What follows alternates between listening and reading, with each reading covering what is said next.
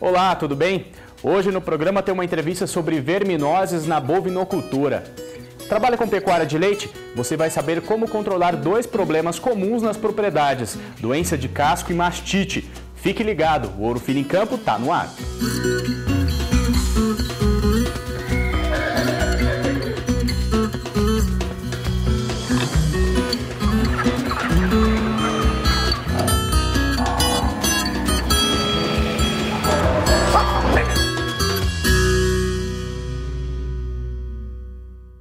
A doença de casco e a mastite são dois problemas que precisam ser controlados em conjunto para evitar prejuízos ao produtor. O repórter Gustavo Batista foi até a Fazenda Santa Clara, no interior de Mato Grosso, para mostrar como a propriedade lida com essas duas doenças. Jarmes Crispim tem fortes ligações com o meio rural. O gado leiteiro sempre foi o principal investimento. Ele trabalha com a raça Girolando e tem produção média de 2.000 quilos de leite por dia, com 200 vacas em lactação. Mas não está satisfeito, quer mais. Você sempre tem que trabalhar hoje em cima de qualidade de plantel para você ter uma produção melhor. E é isso que nós estamos buscando já há uns 10 anos que eu venho fazendo o meu plantel. E hoje nós temos condições de ter uma produção bem superior que nós temos no momento. E para a máxima eficiência leiteira, a Fazenda Santa Clara não se descuida de doenças que podem surgir em qualquer propriedade de leite, como é o caso da mastite e da doença de casco, que são tratadas aqui em conjunto. Esses dois problemas prejudicam muito o bovino. Não adianta tratar a mastite se a vaca estiver com a doença de casco, ou somente ficar de olho em como está o andar dos animais e esquecer do úbere. Um animal com problema de casco, que ele não for tratado, ele pode vir não estar locomovendo, pode deitar bastante. Um animal em lactação, se ele está deitando muito no ambiente que ele vive, é um ambiente altamente contaminado. Então isso pode vir a desencadear uma mastite. Então a gente tratando o casco, a gente estamos prevenindo a mastite também. Para evitar tudo isso, na Fazenda Santa Clara existem cuidados na secagem das vacas para a prevenção da mastite. O tratamento com Ciprolac vaca seca e Selate ainda possibilita tratar os casos subclínicos da doença. Então a gente usa um antibiótico que vai ter um período de ação longo para proteger esses animais, que é o Ciprolac vaca seca, e o selante, que é o último passo aí da secagem, que vai selar realmente o teto para que não se torne uma porta aberta para a entrada de micro-organismos. Já para o casco, é realizado o casqueamento preventivo com a correção dos aprumos. Se houver vaca mancando, ocorre o tratamento rápido, com a higiene do local, retirada das feridas e a aplicação do antibiótico Lactofur e do anti-inflamatório Maxican. O antibiótico para problema de casco é para ele realmente eliminar o agente causador aí, que está causando um problema de casco, e o anti-inflamatório para a gente reduzir algum edema que tiver no local, reduzir o processo anti-inflamatório, para que esse animal se recupere e retorne à sua produtividade leiteira aí da melhor forma possível. A gente fez a limpeza, toda a limpeza certinha, aplicou o Lactofur, ajudou demais. E tenho usado o Lactofur em várias fazendas por aí, tem dado bons resultados. As vacas conseguem andar normalmente e produzir leite, que é o que o produtor precisa. Produzir leite é rápido, muito rápido, a ação dele é muito rápida e tem dado um retorno muito bom. Investindo em prevenção com a parceria da Ouro Fino, a propriedade consegue ter uma melhor produção de leite e o pecuarista pode ficar mais tranquilo para atingir os objetivos. Aqui, Crispim quer em breve chegar aos 3.000 quilos de leite. Com a mastite no início, é mais fácil você curá-la de início que você deixar instalá-la. Se você pegar um problema de podridão de casco, por exemplo, se você fizer o tratamento no início, você tem um índice de eficiência muito maior do que você deixar instalar. Uma vez instalada no casco, se torna bem superior o custo de tratamento que você fizer no início da infecção.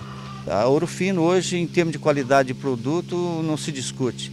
São produtos de qualidade, não há necessidade de eu querer buscar no mercado outros produtos e com a assistência que eu tenho dele facilita muito para nós.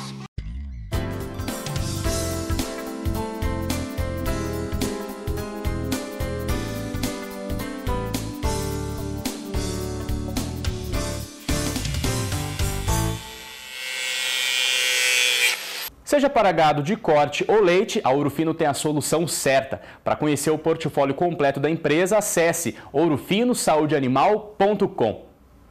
A Cooperativa Agrícola Mista de Adamantina, a Canda, completa 50 anos em 2015. A Ouro Fino Saúde Animal, uma das principais fornecedoras da cooperativa, fez questão de homenageá-la. Em reunião na sede da Ouro Fino, em Cravinhos, no interior de São Paulo, foi entregue a membros da diretoria e ao presidente da Canda uma placa em homenagem ao aniversário de meio século da cooperativa. A parceria entre as duas empresas existe há quase 30 anos. É extremamente importante essa nossa parceria de tantos anos e estamos muito honrados de estar aqui na sede da Ouro Fino hoje, recebendo essa homenagem. É um motivo de muito orgulho, porque eu sou filho de um fundador dessa cooperativa, né? Meu pai foi diretor por muitos anos da Canda, e eu tenho a satisfação, né, e a oportunidade de estar dando continuidade. E aí, é só mais um exemplo, né, dessa parceria, porque a Canda ela preserva muito esses valores de continuidade, de relacionamento, de construir o futuro. E a Ouro Fino é um belo parceiro para a gente estar fazendo isso. A Canda tem um papel muito relevante para o agronegócio brasileiro, né? Então ela tem uma atuação em segmentos onde o Brasil é extremamente promissor, né? Levando tecnologias, levando serviços, né? Ajudando no desenvolvimento da pecuária e do agronegócio de uma maneira geral. E nós fizemos questão de homenagear justamente por esse papel, né? Por essa relevância no segmento, né, no agronegócio brasileiro. A Canda atualmente abrange, por meio das filiais, 5 estados brasileiros: São Paulo, Mato Grosso do Sul, Minas Gerais, Goiás e Paraná. São mais de 16.200 cooperados e quase 700 colaboradores. Parabéns por esse trabalho que ajuda a desenvolver o agronegócio brasileiro. A seguir, no Ouro Fino em Campo, tem um bate-papo sobre verminoses na bovinocultura. Não sai daí, eu volto já já.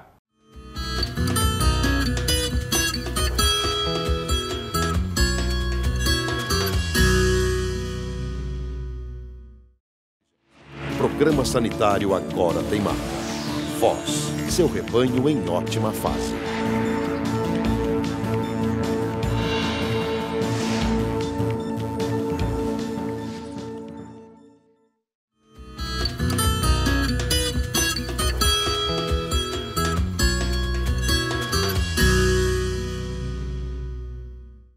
O Ouro Fino em Campo está de volta. O quadro em discussão dessa terça-feira fala sobre verminoses em bovinos de corte e de leite.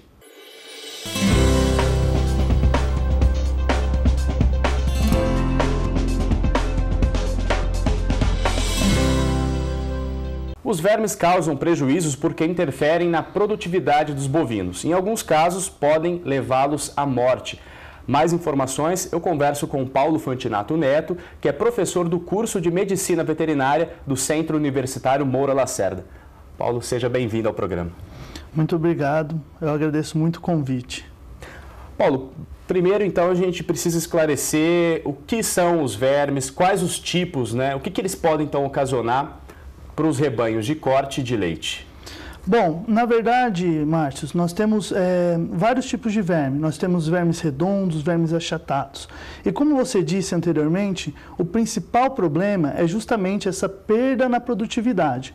Então, se nós pegarmos um rebanho leiteiro, por exemplo, os vermes podem causar uma perda de quase 3 litros de leite diário numa matriz.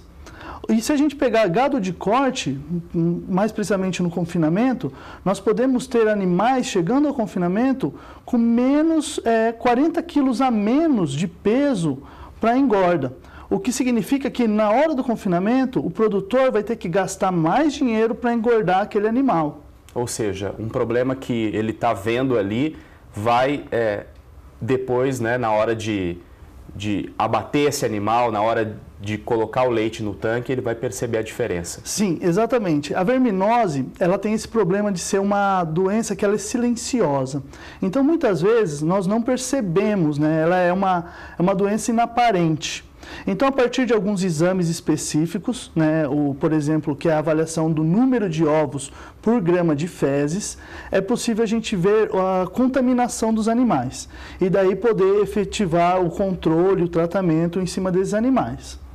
E essa infestação, ela varia de região para região? Quais são os fatores que desencadeiam aí uma possível infestação? Mais ou menos 60% da área do Brasil, ela tem 2 períodos bem distintos de temperatura e umidade. Uma época de águas, né, uma época mais chuvosa, com temperaturas mais elevadas, e uma época mais seca, com temperaturas um pouco mais amenas, mas nem por isso tão fria quanto outras regiões, devido ao nosso clima tropical. E assim, a verminose está presente, efetivamente, muito presente, na verdade, nessas regiões. É claro, cada propriedade tem um esquema que deve ser seguido, o médico veterinário deve conhecer a região, a propriedade, para poder fazer um esquema seguro para controle desses parasitas. Mas é um problema nacional que nós temos, né, devido ao nosso clima ser tropical, o problema de verminose. Pensando nisso, então, quando a gente fala de Nordeste, né, eles passam por períodos de seca lá. É uma situação crítica, então, porque o verme ele vai estar presente em maior quantidade dentro do organismo do animal? Isso é o fator mais importante no controle estratégico das verminoses. O que acontece? Durante as chuvas, grande parte do verme, dos eumintos que atingem os bovinos, eles ficam na pastagem. Que daí ele vai ficar, o ovo cai na pastagem, vindo de um animal portador da doença. Esse ovo vai eclodir e virar uma larva infectante. Essa larva infectante vai ser ingerida pelo animal e vai causar a verminose. Então, na época chuvosa, nós temos um maior número de larvas infectantes no pasto, devido à umidade elevada e à temperatura elevada. Na época seca, que nós temos menos umidade, essas larvas elas acabam por morrer em grande parte, e a grande maioria dos vermes estão no corpo do animal, no hospedeiro, no bovino, no caso. Então, aí que está a importância da gente fazer um controle nessa época do ano. E como funciona, então, esse controle para quem está assistindo? É preciso se antecipar o problema, professor? Seria isso, mais ou menos? Seria isso. O controle que a gente chama de controle estratégico, ele é feito justamente nos meses de seca. Ou seja, a gente faz o controle geralmente, é claro, na dependência de cada propriedade, de cada região, nos meses de maio, julho e setembro. São épocas em que o controle funciona muito bem, porque a gente pega o parasita sempre no animal. Então a gente consegue baixar a carga parasitária do animal drasticamente. Também diminuindo a contaminação de pasto, porque quando chegar na época das águas, né, na estação chuvosa, nós teremos o quê? Menos parasitas, ovos de parasitas sendo colocados no ambiente pelo animal que está menos parasitado. Quando o problema já está instalado, qual é a alternativa nesse caso?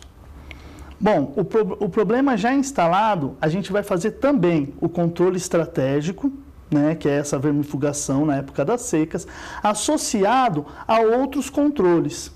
Então, a gente pode, por exemplo, fazer umas dosificações táticas que a gente chama, que são dosificações em certos períodos, né, em certos animais, para também diminuir a carga parasitária, além de fazer um controle de pastagem. Então a gente pode fazer uma rotação de pastagem, que daí a gente quebra o ciclo do parasita, essa larva infectante fica muito tempo e acaba por morrer. A gente pode fazer uma vedação de pastagem, integrar lavoura pecuária, mas sem dúvida nenhuma, sem fazer a dosificação estratégica, sem o tratamento estratégico, a gente não tem um resultado efetivo. Paulo, quero agradecer a sua participação aqui no programa. É um prazer poder estar aqui, poder falar de um assunto que interessa aos produtores. Obrigado mais uma vez. É hora de rever o que foi destaque no programa de hoje. Maxican 2%, Lactofur.